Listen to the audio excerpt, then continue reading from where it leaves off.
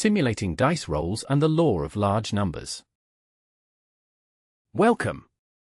In this lesson, we explore probability using simple dice rolls. We will use Python to experiment, observe the law of large numbers, and learn how real randomness behaves. Even if you have never programmed before, you will be able to follow along.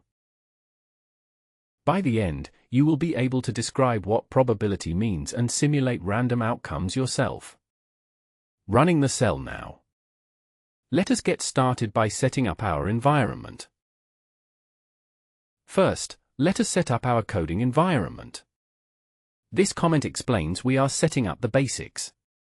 This line ensures we will not see any annoying warnings as we work. We import numpy for number work and random numbers. We import pandas to handle tables and datasets. We import matplotlib to draw charts and visualize results. We set the random seed to 42 for reproducibility. This prints a message so we know setup was successful. Running the cell now. This output confirms that the environment setup is complete and ready for running simulations. Notably, the code imported essential libraries for randomness, data handling, and plotting, which are key tools for simulating dice rolls and analyzing results. This sets the foundation for exploring randomness and the law of large numbers in the next steps. If you see its setup complete, you are ready to continue. What is probability? Probability is how likely something is to happen. For example, when you roll a fair dice, each number from 1 to 6 is equally likely, so each has a probability of 1 divided by 6. Probabilities are always between 0 and 1. Running the cell now. Let us roll a dice in code and see how randomness works. Let us simulate rolling a single dice. This comment reminds us we will just roll a dice one time. We use numpy to get a random number between 1 and 6, like a dice. This shows you what number you rolled. Running the cell now. This output shows the result of rolling a single 6-sided die once, producing the value for in this instance. Notice that the number is always between 1 and 6, reflecting the range of possible equally likely outcomes. This connects to the lesson's focus on probability by demonstrating a random event with an equal chance for each result. Try running repeatedly to see different dice outcomes. Instead of rolling once, we can roll the dice multiple times at once. This comment says we are rolling 10 times. This line gets 10 random numbers between 1 and 6. We print all 10 results to see the randomness. Running the cell now. Here we rolled a 6-sided dice 10 times and printed the results. Notice the output is an array of 10 numbers between 1 and 6, showing the actual outcomes of each roll. This helps illustrate that while each number is equally likely, the specific sequence can vary with repeats and no guaranteed pattern. Notice how some numbers might repeat and some may not appear at all with just 10 rolls. Now let us count how often each number appears. This comment notes we are counting how many times each number comes up. We make a table that shows how many times we rolled a 1, 2, 3, up to 6. We print out the table for you to see the details. Running the cell now. This output shows the count of different dice roll outcomes from the sample stored in rolls. Notice that some numbers, like 3 and 5, appear more frequently than 2 and 4, reflecting the variation in this specific set of rolls. This helps us connect the concept of probability to real data by showing how often each result occurred in the sample. Do you notice some numbers have more or fewer rolls? This is normal for a small sample size. A picture can help us see randomness better. This comment says we want to visualize our dice results. We use a bar chart to show how many times each number was rolled. We set a title to explain the chart. We label the bottom axis so you know which number is which. We label the side axis to show counts of each outcome. We display the chart. It helps you spot patterns easily. Running the cell now. This bar chart shows the frequency of each dice number rolled in 10 trials, highlighting how many times each face appeared. Notice that with a small number of rolls, the counts vary and aren't perfectly even, illustrating the idea that probabilities reflect long-term tendencies rather than exact short-term outcomes. This helps us understand that while each number should have an equal chance, actual results can differ in small samples. This is your first look at experimental probability. Experimental vs. theoretical probability.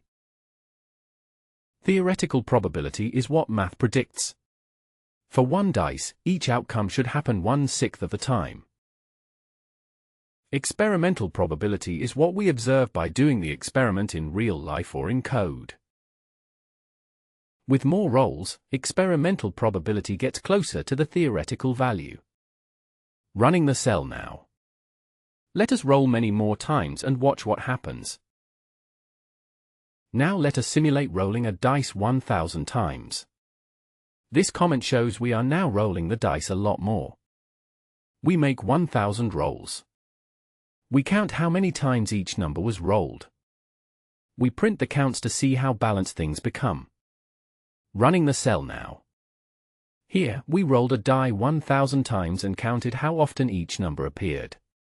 Notice that while the counts are close to the expected 1/6 proportion, about 167 each, there is some natural variation. This shows experimental probability in action.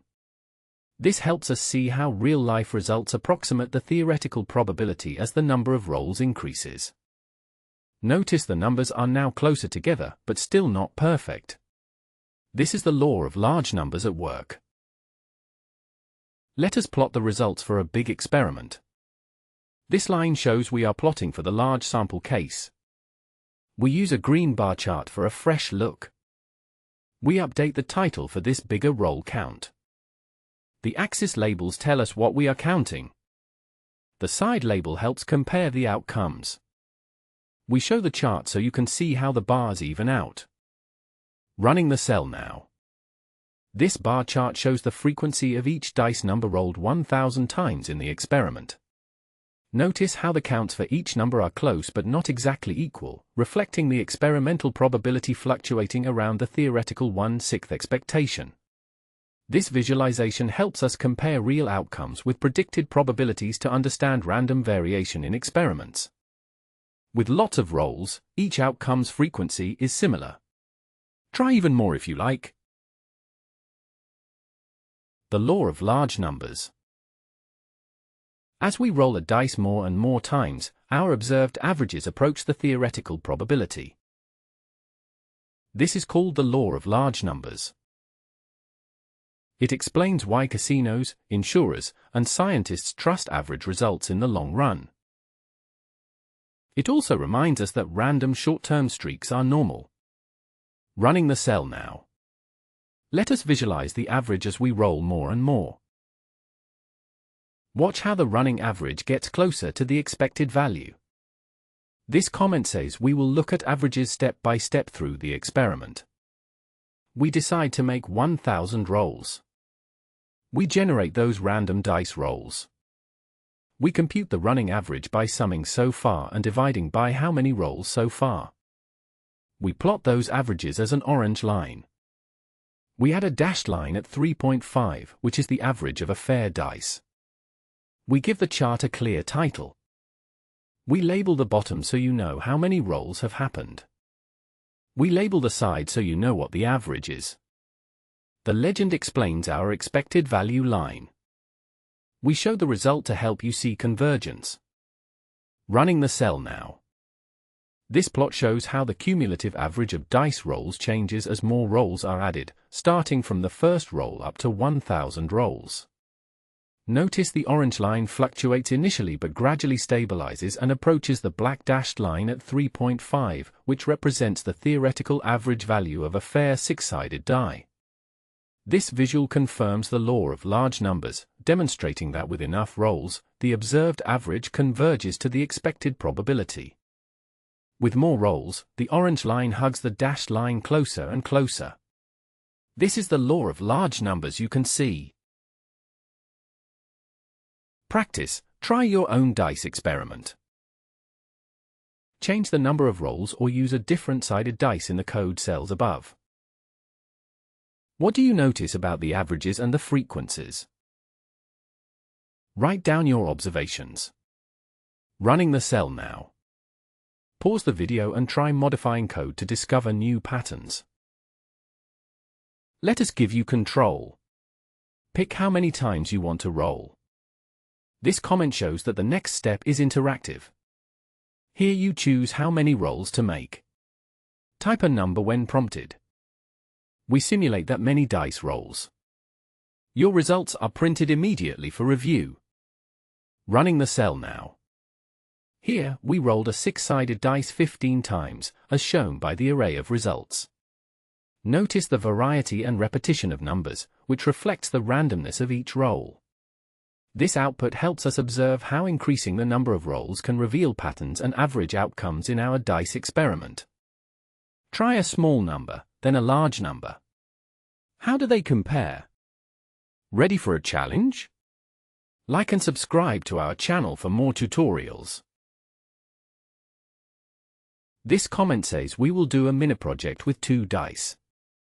We roll 2 dice 10,000 times to see real statistics. We make 1 dice's results. We make the second dice's results. We add together each roll of both dice for their sum. We draw a histogram, or a special bar chart, for the sums.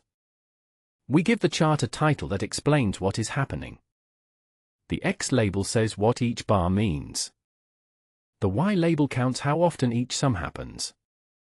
We add ticks so each sum has a label. We show the final chart to see which sums are most or least common. Running the cell now. This histogram shows the frequency of each possible sum when rolling 2 6-sided dice 10,000 times. Notice the familiar bell-shaped distribution, where sums near 7 occur most often, reflecting more combinations that add up to 7. This visual confirms the idea that some sums are statistically more likely, reinforcing the impact of dice roll combinations in probability. Which sum do you predict will be most common? Is it the middle value, like 7? Think about why. Key takeaways. Probability is the math of chance. Experimental results get closer to theory as we collect more data. The law of large numbers helps us trust the long-term results of experiments. Coding helps us quickly test and visualize our ideas. You have learned how to simulate experiments and make sense of the results. Running the cell now. Try explaining what you discovered to a friend, or modify our code for your own experiments. Let us try what happens if a dice is unfair. This comment explains that we will experiment with an unfair dice. These weights make some numbers much more likely than others. We simulate 1,000 rolls of our unfair dice. We count how many times each number was rolled. We print the counts, which should now look very different. We plot the distribution for this unfair dice in red. The title reminds us this is not a standard dice. We label the dice numbers on the bottom. We label the side axes for count. We show the chart for you to compare. Running the cell now. This output shows the results of rolling an unfair dice 1,000 times, where each face has a different chance of appearing based on the specified weights. Notice how faces 3, 4, 5, and 6 occur more frequently, especially 6, reflecting the higher probabilities assigned. This demonstrates how coding experiments let us visualize the law of large numbers by comparing actual counts to expected probabilities in a simple yet clear way. How do the results compare to the fair dice? Try changing the weights and see what happens. Your turn, extra practice. Try simulating a coin flip, a 3-sided spinner, or even drawing colored balls. Change sample sizes and look for patterns. Let us know your discoveries in the comments below. Running the cell now. You are building real intuition for randomness. Keep exploring. Recap and next steps. You have learned the basics of probability and statistics by simulating dice rolls. Now you know how to simulate random experiments, visualize distributions, understand the law of large numbers. Continue experimenting and share your questions or results with others. Running the cell now. What would you like to simulate next? Let us know. Thanks for joining. Subscribe for more tutorials. If you enjoyed this lesson, please like, subscribe, and ring the bell for more Python math adventures. Happy coding and see you in the next lesson. Running the cell now. Thank you for practicing with us today. Until next time.